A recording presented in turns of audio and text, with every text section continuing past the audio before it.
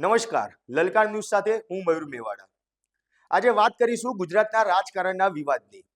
ગુજરાતના રાજકારણમાં વડોદરા છેલ્લા ઘણા સમયથી વિવાદમાં જોવા મળી રહ્યું છે। વડોદરાની અંદર કોઈના કોઈ બાબતે ધારાસભ્યો મુખ્યમંત્રીને પત્ર લખતા હોય છે અને પોતાનો બળાપો કાઢતા હોય તેવું અનેકવાર સામે આવ્યું છે। પરંતુ આ વખતે તો વડોદરાના 5 ધારાસભ્યો કે જે ધારાસભ્યો ભાજપના છે તે 5 ધારાસભ્યો દ્વારા પોતાનો બળાપો કાઢતો પત્ર મુખ્યમંત્રીને લખવામાં આવ્યો છે। અને જ્યારે આ પત્રની જ્વાળાઓ બહાર નીકળી તો તે જ્વાળાઓમાં પોતાના હાથ ક્યાંય ના દાજે તે જ રીતે વડોદરા ભાજપના સાંસદ પોતાનો બચાવ કરતા જોવા મળી રહ્યા છે।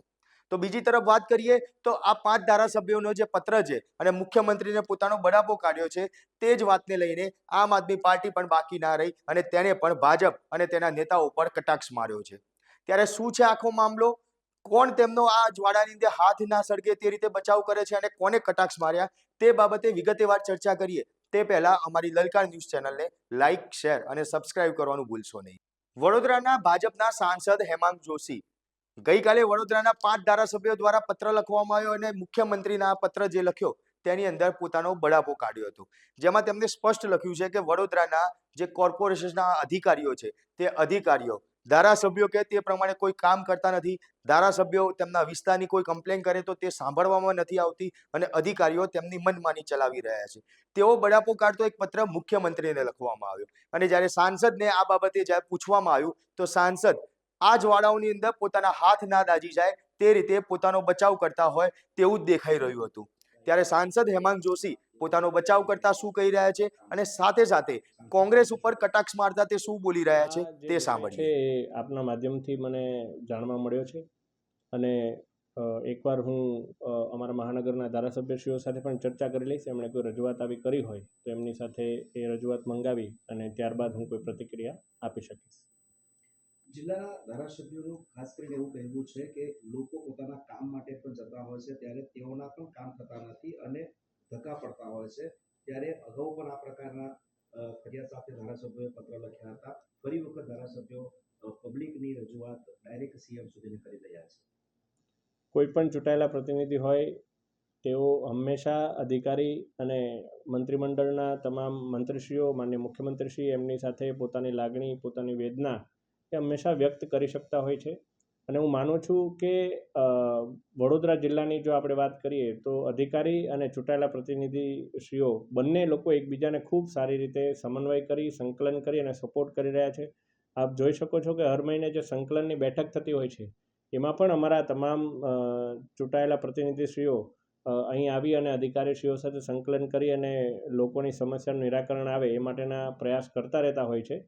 એટલે આ સમગ્ર બાબત મારા માટે તો હું અત્યારે અજાણ છું, પરંતુ જે કોઈ પણ વિષય હશે એ વિષયનો પહેલાં ઊંડો અભ્યાસ કરી મારા સાથી મિત્રો સાથે ચર્ચા કરી અને પછી હું કોઈ પ્રતિક્રિયા આપી શકીશ।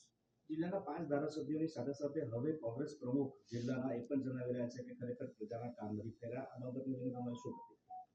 હું માનું છું કે કોંગ્રેસના જે લોકસભાના વિપક્ષના નેતા એમને વિદેશથી જે કાગળ આવે એ કાગળ એમને એ લાઈન જ વાંચવાની હોય છે અને એ જ સેમ લાઈન પર પછી એ રાજ્ય સ્તરનું સંગઠન હોય, આમ તો સંગઠન જેવું કશું છે જ નહીં, પરંતુ રાજ્ય સ્તરના 1-2 છૂટક કાર્યકર્તા હોય કે જિલ્લા સ્તરના છૂટક કાર્યકર્તા હોય એમને પણ જ્યોર્જ સોરોસની સ્ક્રિપ્ટ જ વાંચવાની હંમેશા આદત પડી ગઈ હોય છે। એટલે આ બાબતે તો મારે કશું કહેવું નથી હોતું। એમના ચૂંટણી આવે છે એટલે થોડા સક્રિય રહેશે, ચૂંટણી જતી રહેશે પછી પાછા ફરવા જતા રહેશે થાઈલેન્ડ, ગોવા, પતાયા। તો બીજી તરફ વાત કરીએ આમ આદમી પાર્ટીની તો આમ આદમી પાર્ટી જ્યાં ભાજપનો વીક પોઈન્ટ દેખાય ત્યાં તરત જ તે મુદ્દો ઉપાડી લેવામાં આવે છે અને તેની સાથે જ તે મુદ્દાને લઈને લડવાની શરૂઆત કરી દેતા હોય છે। પરંતુ આ વખતે લડવાની વાત નથી પરંતુ ક્યાંક કટાક્ષ મારવાની વાત છે।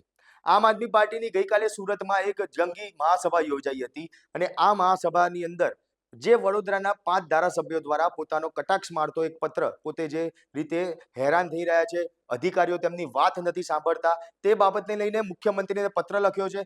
તેને જ લઈને આમ આદમી પાર્ટી ડેડિયાપાડાના ધારાસભ્ય ચૈતર વસાવાએ જે કટાક્ષ માર્યો હતો અને કટાક્ષ મારતા કહેવામાં આવ્યું કે 30 વર્ષથી ગુજરાતમાં એક હતું શાસન ભાજપનું ચાલી રહ્યું છે, ત્યારે ભાજપના જ ધારાસભ્યો છે કે જેમને મુખ્યમંત્રીને અધિકારીઓની વિરુદ્ધ પત્ર લખવા પડે છે, પોતાનો બળાપો કાઢવો પડે છે।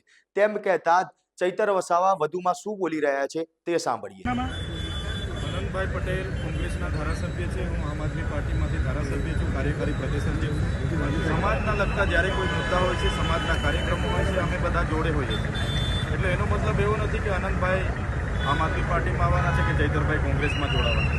તમે જોયું હશે બિરસા મુંડાની સ્થાપના દિવસ હતો તે દિવસે ધવલભાઈ પટેલ, આનંદભાઈ પટેલ, નરેશભાઈ પટેલ, વિજયભાઈ પટેલ બધા લોકોએ આડી મળીને નાચણું કર્યું હતું. એનો મતલબ એવો થોડો છે કે ધવલભાઈ પટેલ કોંગ્રેસમાં જોડાવાના છે. આ બધી પાયાવિહોણી વાતો છે. પ્રજા આજે રોજગારની વાત કરે છે, શિક્ષણની વાત કરે છે, સિંચાઈની વાત કરે છે, આરોગ્યની વાત કરે છે. એ મુદ્દા ભટકાવવા માટે આવી પાયાવિહોણી વાતો ધવલભાઈ પટેલ કરતા હશે એવું હું માનું છું. ત્યારે જો વાત કરીએ તો વડોદરામાં આ પહેલીવાર નથી બન્યું કે જે ધારાસભ્યો દ્વારા પત્ર લખવામાં આવ્યો હોય કે પોતાનો બળાપો કાઢવામાં આવ્યો હોય. આના પહેલા પણ એવું બનેલું છે.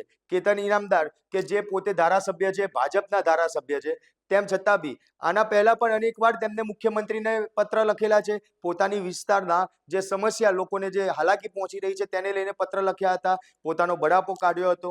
ત્યારે આ જ રીતે વડોદરાની અંદર તમામ ધારાસભ્યો જે અનેકવાર જે મુખ્યમંત્રીને પત્ર લખી પોતાનો બળાપો કાઢી ચૂક્યા છે. એટલે ચોક્કસ તેવું કહી શકાય કે ક્યાંક ભાજપના ધારાસભ્યો જ પોતાની જે સરકાર છે તેનાથી અસંતુષ્ટ હોય તેવું જ દેખાઈ રહ્યું છે અને તે જોતા જ તેમને પત્ર લખીને પોતાની રજૂઆત છે તે મુખ્યમંત્રીને કરવી પડે છે.